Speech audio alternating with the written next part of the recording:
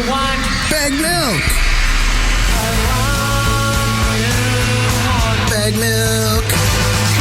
Baggedmilk. Oh, I smell Baggedmilk. and I'm hungry like Baggedmilk.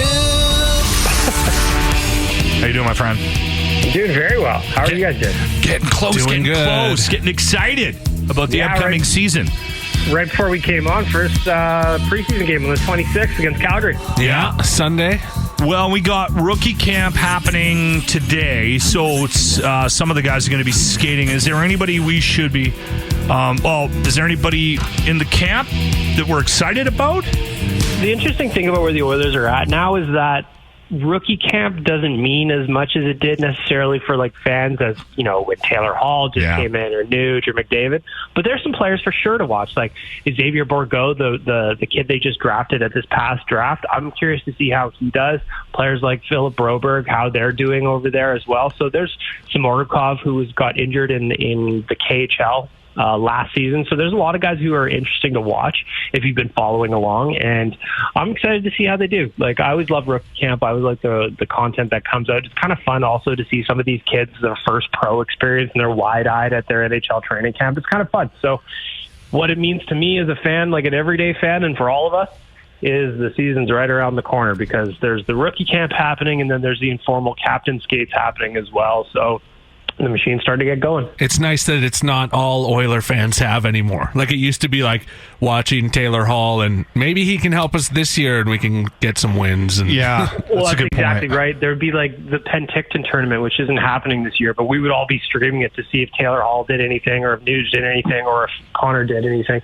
Like, I remember going to the rookie game when in McDavid's year, and they sold out Rexall Place for it. So, like, it's not quite that anymore. But No. there's still a lot of prospects. Well, and this is a hard lineup to crack, right? I mean, Sure. it's fairly established.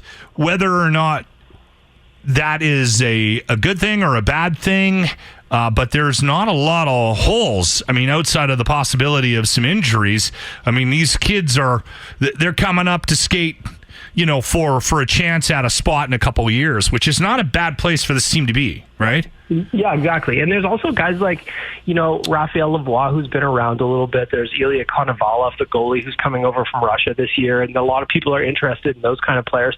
Dylan Holloway would have been fun to watch as well, but we reported on OilersNation.com that he's having some wrist issues, may have to eventually miss some time again, so that's bad news. But there's still plenty to look at when it comes to rookie camp, just maybe not as exciting as it once was.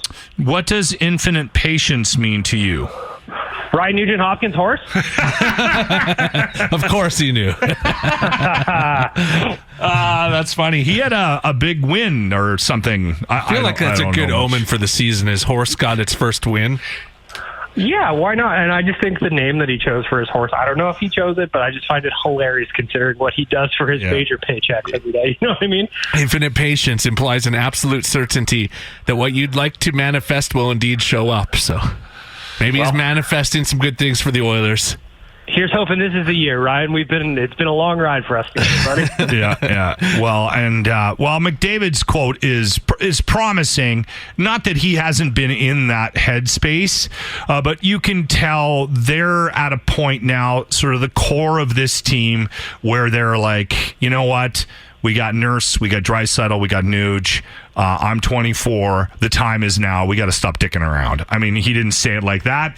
He was a little more eloquent and sounded like he may be under the influence of some like drug that slows you down completely when he was talking. But he is well aware of like these are the cards we've got. Now we got to go and do something with it, right?